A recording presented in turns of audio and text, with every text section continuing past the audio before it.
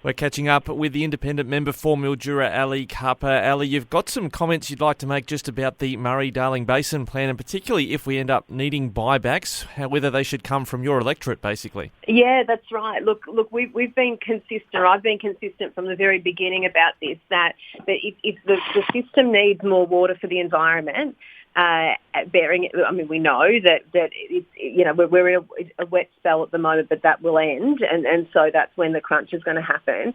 If the environment needs more, then there should be no reason to be buying back water in this section of the basin. We have done so much heavy lifting as it is.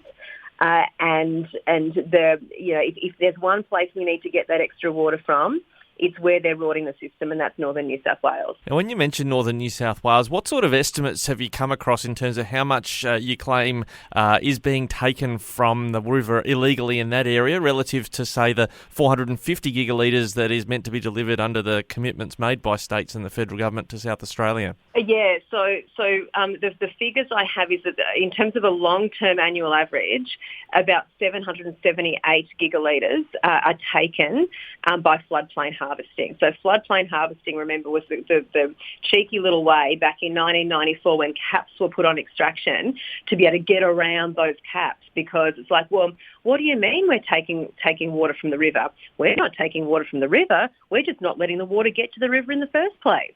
So that was kind of the idea of floodplain harvesting. And what's happened is since 1994, to be able to get around that cap, but the amount of floodplain harvesting, rather than it being about, I think, 64 gig or around that sort of figure, which was allowed back in 1994, it's just become higher and higher and higher and higher. And combine that with the fact that New South Wales refuses to provide to the Commonwealth its water plans.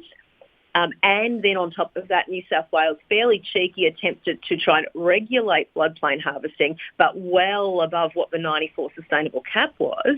We have a bit of a problem on our hands. But at the same time, a big opportunity. If between the New South Wales government and the Commonwealth government, they can start ensuring that the right thing is done, that the system is not being artificially manipulated by people doing the wrong thing in the northern basin, what we can do is we can get that water that the environment needs, and we can prevent buybacks. The problem with buybacks, I know that for the most part they're voluntary and all of those sorts of things. The problem, though, is that it's going to push up water prices. Aren't we victims somewhat, though, of the geography and past investment in the southern basin, in that there's dams and storages which mean water can be, other than through the Barmah Choke, there are limits there, but we can push it when we need it, whereas it's not a like for like, is it, that floodplain harvesting opportunity, because there's nowhere really to store water in the northern basin because it's just so shallow. Yeah, well, that's true, but then again, they're throwing their own people under the bus here. One of the things about storages is that because we manage water so effectively here in Victoria, when the Darling Barker ceases to flow because of the decisions they're making in the Northern Basin, we suddenly have to cop all of the pressure to supply South Australia with its basic entitlement, which causes a whole lot of environmental degradation for a start between the Goulburn Valley and here, but also it creates an artificial scarcity. What we need to acknowledge, I guess, is that if there isn't enough water up there for what they're trying to do, the extent of farming that they're trying to do up there for cotton, for example, then they just shouldn't be farming it. Now, like you say, with buybacks, that is something that is, of course, voluntary for someone to participate in, but would it be constitutionally possible for the government to say, well, we're only doing buybacks in New South Wales and not doing any in Victoria? Would they be able to limit that scope of who they'd be buying water from 2024?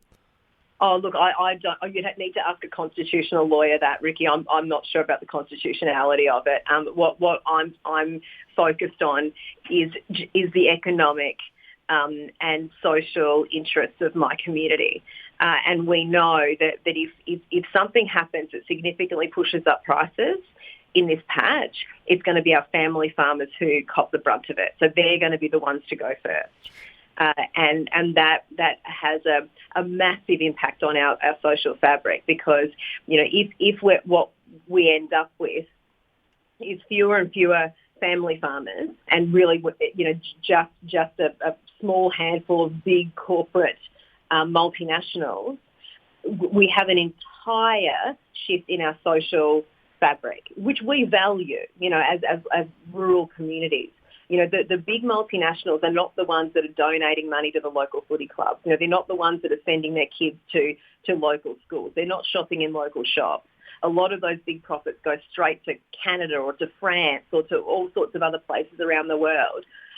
So what we become essentially is just a resource for foreign entities and for foreign shareholders.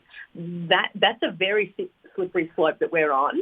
And it's very important that the decisions we make now in relation to how we're going to sustainably manage the Murray-Darling Basin are going to have a direct impact on that, where we are in 30 years. And potentially we're staring down the barrel of a very different sort of community. Yep, there's a whole lot more detail we'll have to work through if we do end up, as it does look like, we're going to have to zero in on buybacks in some parts of the basin and not others, as you're advocating there, Ali. So we'll look into that more as we get towards 2024. Thanks for joining us again on Flow. Thanks for that, Ricky.